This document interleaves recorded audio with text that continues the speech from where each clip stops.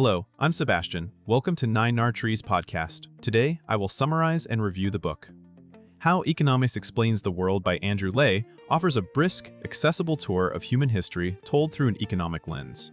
Rather than treating economics as a technical discipline reserved for classrooms, the book frames it as a practical toolkit for understanding why societies grow, innovate, trade, fight, govern, and sometimes fail.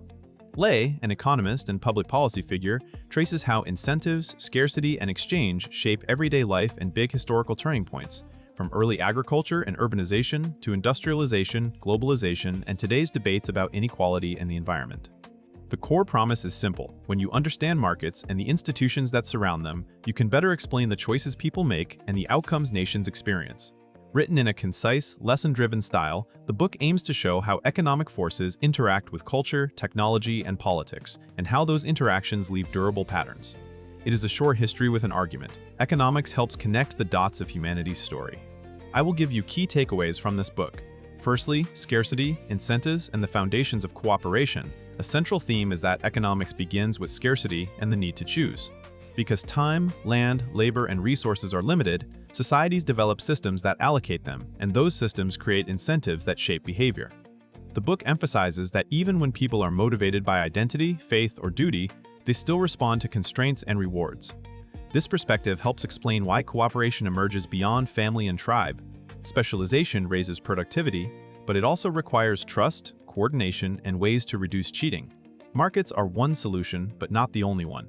Norms, reputations, and shared rules can make exchange safer, while enforcement mechanisms make promises credible.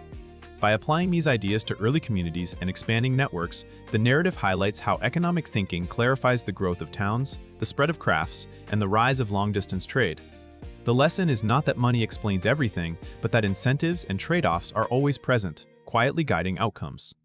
Readers come away with a framework for interpreting history as a series of allocation problems solved imperfectly, where small changes in incentives can trigger large shifts in social organization.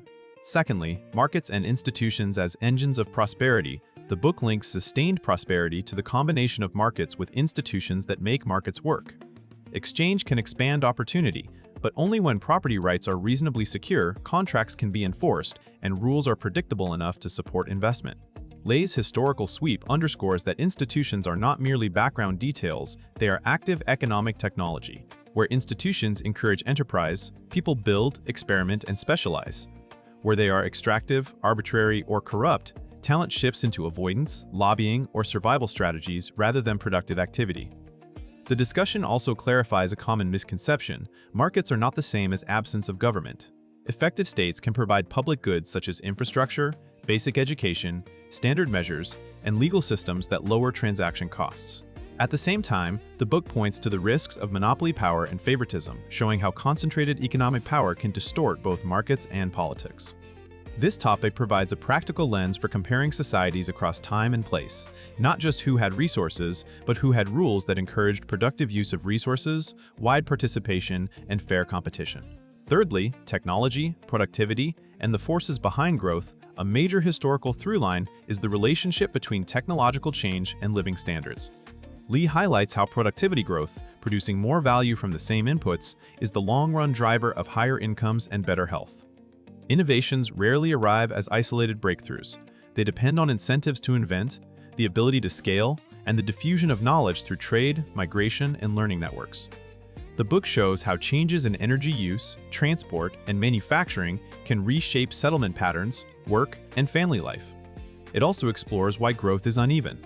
Some societies adopt new methods quickly, while others face barriers such as weak education systems, insecure property, limited capital, or political resistance from groups that benefit from the status quo.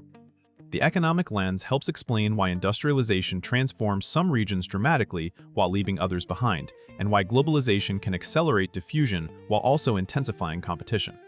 This topic emphasizes timeless lessons. Ideas are powerful, but institutions and incentives determine whether ideas spread, and growth creates both opportunity and disruption, making adaptation, skills, and social insurance crucial to keeping societies cohesive during periods of rapid change. Fourthly, trade, globalization, and the logic of interdependence. The book treats trade as more than the movement of goods. It is a system of interdependence that transmits prices, technologies, tastes, and shocks across borders. By applying basic economic reasoning, Leigh explains why specialization and comparative advantage can expand total wealth even when countries differ greatly in productivity. Yet the narrative also stresses the distributional consequences. The gains from trade are real, but they are not automatically shared fairly, and adjustment costs can be concentrated in specific regions and industries. This framing makes it easier to understand recurring political cycles of openness and backlash. When trade raises living standards broadly, it becomes politically durable.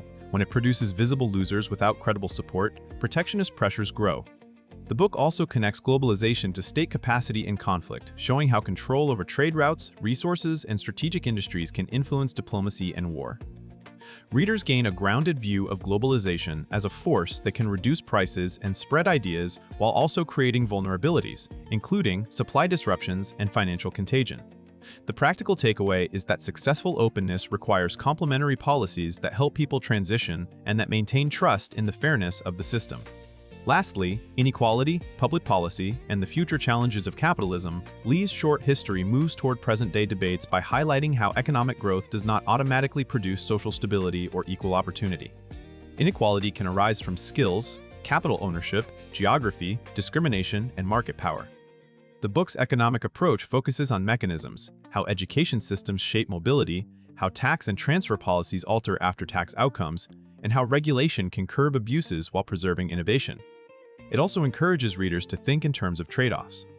Policies that promote efficiency may worsen inequality if benefits accrue to those already advantaged, while policies aimed at fairness can backfire if they undermine investment or create rigidities. By framing issues like healthcare, housing affordability, and climate risk as problems with incentives and externalities, the book offers a coherent way to evaluate competing proposals.